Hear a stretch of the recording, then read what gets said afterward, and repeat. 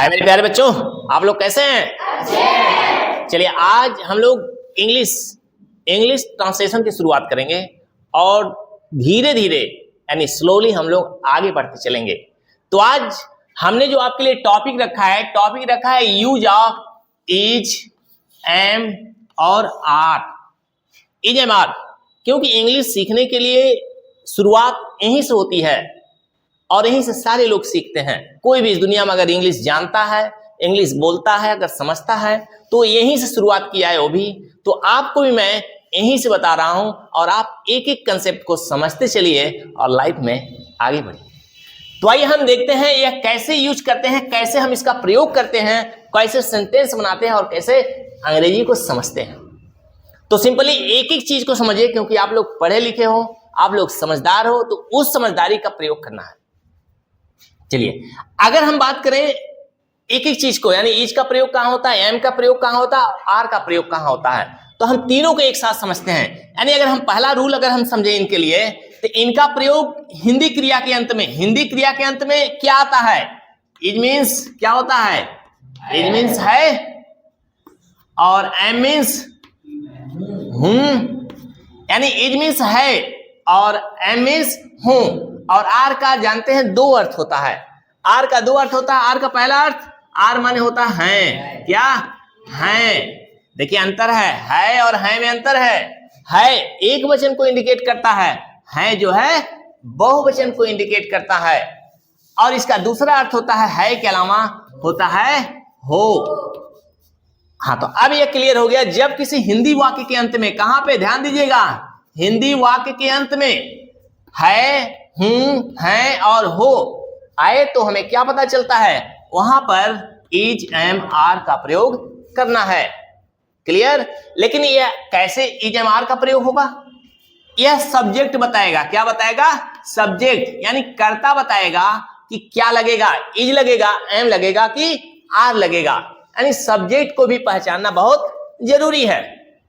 अब सवाल सब्जेक्ट का आ गया, तो अलग अलग सब्जेक्ट के अनुसार इज का, एम का और आर का प्रयोग होना है। तो हम सबसे पहले देखें इज किसके साथ होता है।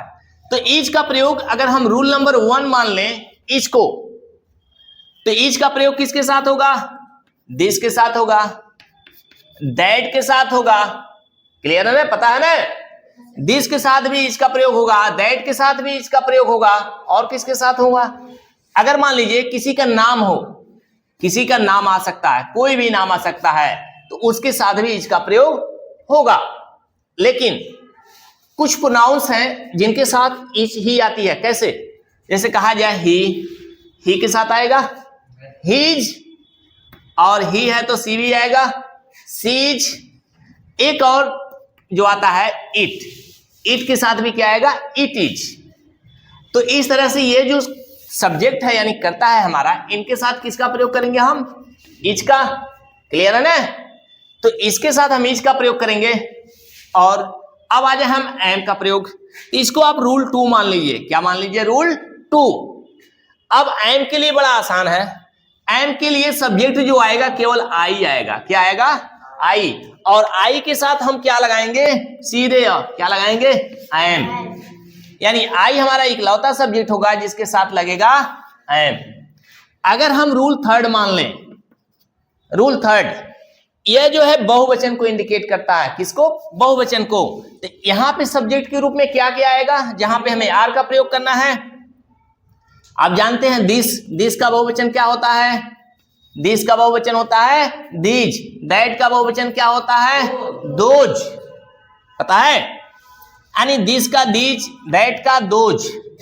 अगर नाम की बात करें तो नाम तो बहुवचन होता नहीं है, सारे नाम एक ही होते हैं। लेकिन एक से अलग अगर मतलब अधिक होगा, 1, 2, 3 नाम आएंगे, तो भी हम आर का प्रयोग करते हैं। तो आगे देखें, जैसे यहां पे ही आ गया, सी आ गया, इट आ गया, तो हमने इज लगाया। लेकिन यहां पे क्या आएगा? यू आएगा। तो यू के साथ क्या लगाएंगे? You are. अगर यू के अलावा अगर दे आ जाए तब दे के साथ भी लगेगा, दे आर। तो इनके साथ हम क्या लगाएंगे? आर का प्रयोग करेंगे। यानी बात क्लियर हुई। यानी रूल 1 के तहत दिस, दैट, यानी कोई नाम आ जाए, जैसे राम आ गया, श्याम आ जाए, गीता आ जाए, तो हम क्या करेंगे, इज का प्रयोग करेंगे। ही, सी, इट, सबके साथ क्या लगेगा, इज। आई के साथ एम, दीज, दोज, यू, दे, आदि बहुवचन कर्ता के साथ क्या लगाएंगे, आर। क्लियर है? तो आइए हम कुछ वाक्यों को हल करते चलें। आइए मेरे प्यारे बच्चों, अब हम देखते हैं इसके अफर्मेटिव सेंटेंस को। अफर्मेटिव सेंटेंस जो कि आपका पहला रूल जो काम करने वाला है, आइए देखते हैं कैसे ये काम करता है। तो अफर्मेटिव सेंटेंस को पहले हम स्ट्रक्चर को देखेंगे। पहले आप कर्ता रखेंगे, कर्ता के अनुसार हमें जो क्रिया होगी वह रखनी है इज, एम और आर। इनका प्रयोग किसके अनुसार करना है, कर्ता के अनुसार, यानी कर्ता को पहचानेंगे, उसके अनुसार हम क्रिया का प्रयोग करेंगे। उसके बाद एडजेक्टिव, जो कि सभी वाक्यों में एडजेक्टिव रखा हूं, उस एडजेक्टिव को आपको लिख देना है, वाक्य बन जाएंगे। तो आइए हम आगे देखें। मैं गरीब हूं, तो मैं की अंग्रेजी क्या होती है, आई, और हूं की अंग्रेजी क्या होती है, आई एम। आई एम क्या, गरीब, गरीब का मतलब पुअर, आई एम पुअर। यह सेंटेंस बन गया। अब एक चीज ध्यान से देखते चलिए, क्योंकि ये शुरुआती आपके रूल हैं, तो आपको देखिए कर्ता शुरू में मिलता है और क्रिया लास्ट में मिलता है। छोटे छोटे वाक्यों से हम बड़े वाक्यों को बनाना सीखते हैं। तो कर्ता शुरू में होता है और क्रिया जो है लास्ट में होती है, और उसके पहले का जो वर्ड होता है वह नाउन भी हो सकता है, एडजेक्टिव भी हो सकता है, वह कुछ भी हो सकता है। ठीक है? अब दूसरे सेंटेंस को देखें। वह ईमानदार है, वह की अंग्रेजी ही, कोई लड़का है, ही। अब क्रिया कहां मिल गई, यहां पर। वह ईमानदार है तो ही इज, हीज। ईमानदार की अंग्रेजी क्या होती है, ऑनेस्ट। क्या होती है, ऑनेस्ट। अब यहां पे ऑनेस्ट में यस साइलेंट होता है, इसलिए बोला तो जाता है ऑनेस्ट। क्या बोला जाता है, ऑनेस्ट, लेकिन लिखा तो यस को भी जाता है, यह बात याद रखिएगा। वह सुंदर है, यानी कोई लड़की है, क्या है, वह सुंदर है, सी। अब यहां पे है की अंग्रेजी लिखेंगे सी इज। सुंदर की अंग्रेजी क्या होती है, ब्यूटीफुल। क्या होती है, ब्यूटीफुल। अब ब्यूटीफुल की स्पेलिंग भी याद रखिएगा। अब देखिए, हम बुद्धिमान हैं, हम की अंग्रेजी क्या होगी, वी। अब यहां पे है की अंग्रेजी लिखना है, वी आर।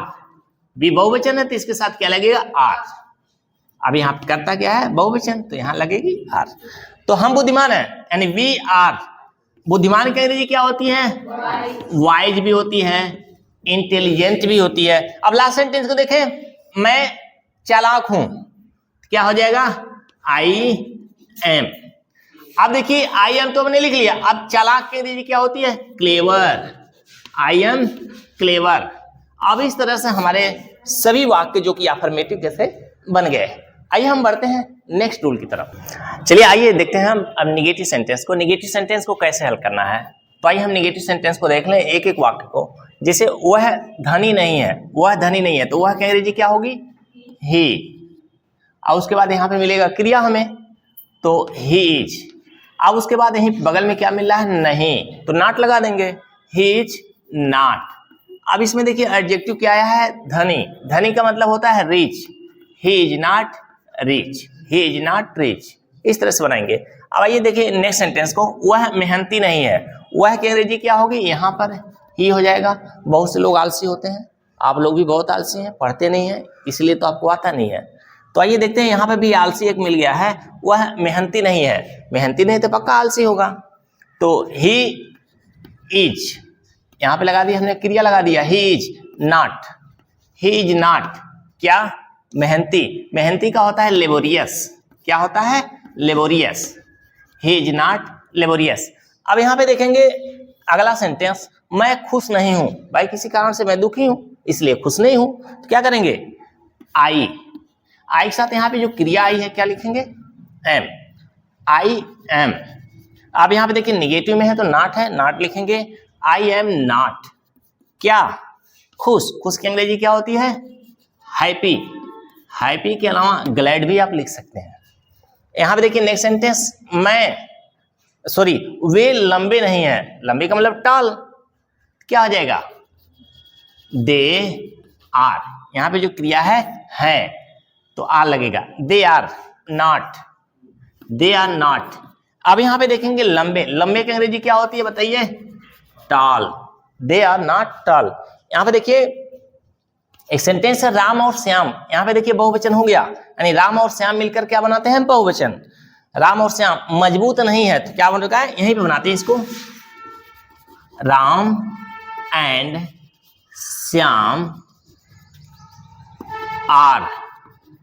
यहां पे जो निगेटिव है नहीं, तो इसके लिए हम नॉट लगा लेंगे। Ram and Shyam are not. यहां पे एक वर्ड है मजबूत।